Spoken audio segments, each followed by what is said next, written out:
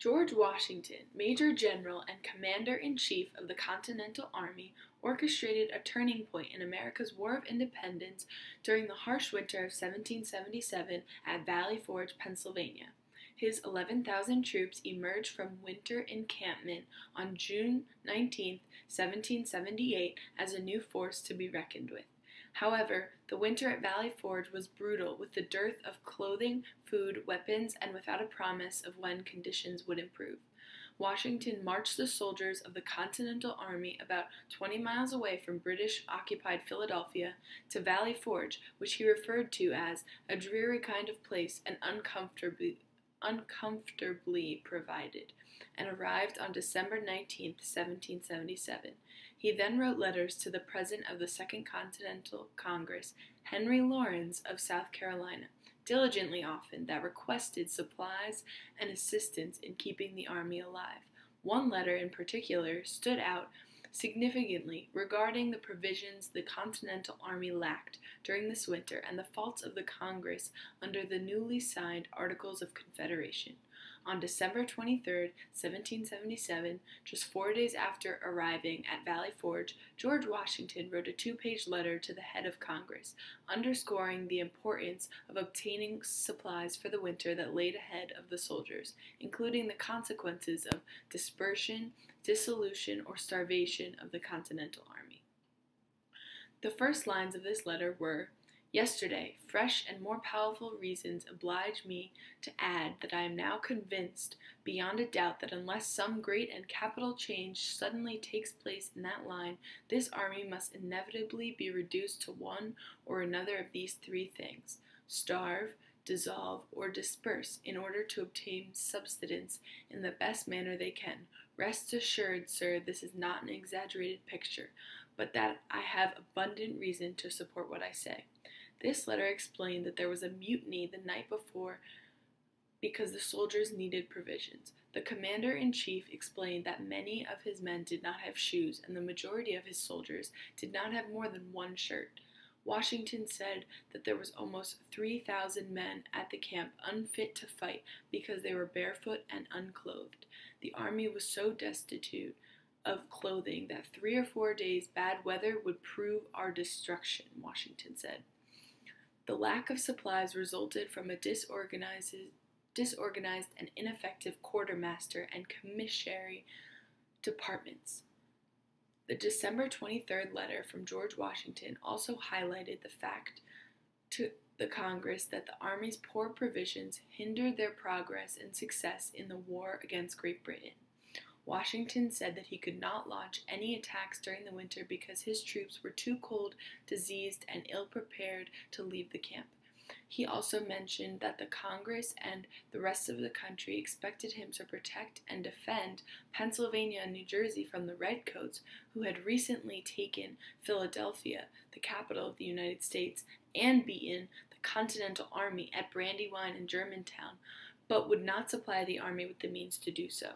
Washington brought up his own reputation in this letter and told Henry Laurens that he had to speak honestly and bluntly in this instance because the failures of the army at that point were blamed on him, when the real fault was the missing clothes, boots, weapons, and food the Congress had promised to provide. A letter written the previous day also demonstrated the Army's discontent with their lack of provisions. The text of the letter, written on December 23rd, was especially significant because George Washington did not usually show weakness. In that letter, Washington clearly outlined the fact that the Continental Army would not survive the winter of 1777 if they did not receive adequate supplies as soon as possible. Dr. Albigans Waldo, an army physician, described the sight of a soldier marching to Valley Forge. "There comes a soldier. His bare feet are seen through his worn-out shoes, his legs nearly naked from the tattered remains of an only pair of stockings, his breeches not sufficient to cover his nakedness, his shirt hanging in strings, his hair disheveled, his face meager, his whole appearance pictures a person forsaken and discouraged." Washington discussed the necessity of some better provision, otherwise I must doubt the practicality of holding the army together much longer, in his letter. The winter was a crucial That winter was a crucial moment in the War of Independence for the Patriot cause. Washington told Lawrence, "Everything depends upon the preparation that is made in the several departments in the course of this winter, and the success or misfortunes of next campaign will more probably originate with our activity this winter." At the Battle of Brandywine in September, Washington's defense had been destroyed, and he was utterly outmaneuvered by the British General William Howe. In October, the Continental Army was again defeated in their fortification of Philadelphia. "We have not more than 3 months to prepare a great deal of business in," Washington wrote regarding the winter encampment of 1777. A legend claims that he was seen praying for his country at Valley Forge. The British had about 3 times as many soldiers as Washington did, so he could not afford to lose any more to disease and hypothermia at Valley Forge. The context of this letter is important to recognize.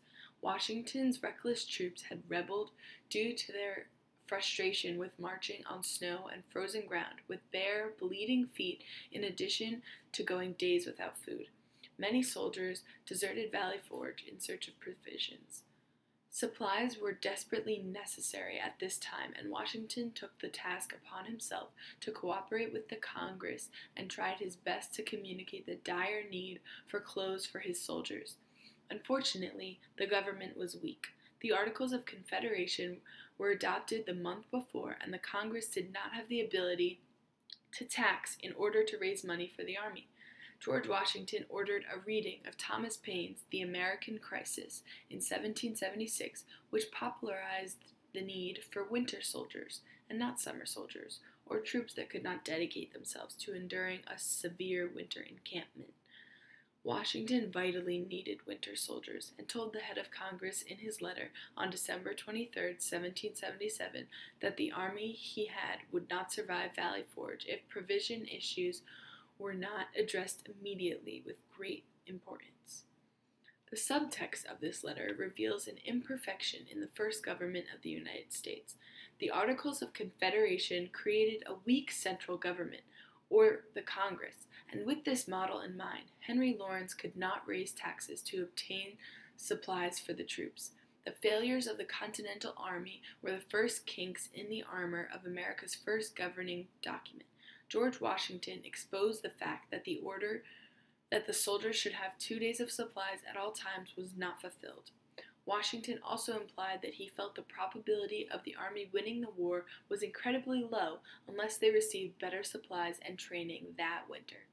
Washington's fear for his position can be implicitly derived from this document.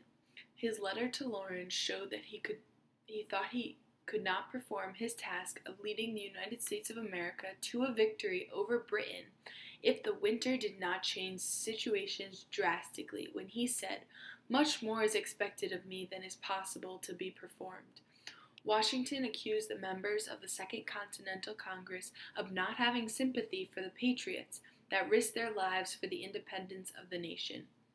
He said, "I can assure those gentlemen that it is a much easier and less distressing thing to draw remonstrance in a comfortable room by a good fire than to occupy a cold, bleak hill and sleep under frost and snow without clothes or blankets." However, although they seem to have little feeling for the naked and distressed soldier, I feel superabundantly for them, and from my soul pity those miseries which it is neither in my power to relieve or prevent. This showed that the leader of the army cared for his troops and felt pity when he saw them without blankets and clothes. That part of the letter explained why Washington remained in Valley Forge with his soldiers for the duration of the winter. Also, George Washington hinted that the Congress had the power to relieve and prevent the soldiers' grievances. This letter convinced 5 congressmen to visit Valley Forge at the end of January to assess the gravity of the situation on the account of provisions. They saw George Washington's exceptional leadership and the awful conditions which his troops were living under. As a result, the Congress reorganized the supply system and filled the position of quartermaster. Supplies streamed into the camp quicker and in bigger quantities after the visit and reorganization. Washington brought a Prussian military officer, Baron Frederick Wilhelm von Steuben to train his adequately supplied soldiers for the upcoming summer campaign. George Washington's letter to Henry Lawrence on December 23, 1777, demonstrated his reasoning skills, military knowledge, and helped to improve the Army's winter at Valley Forge, which led to the ultimate victory of America over Britain in the War of Independence.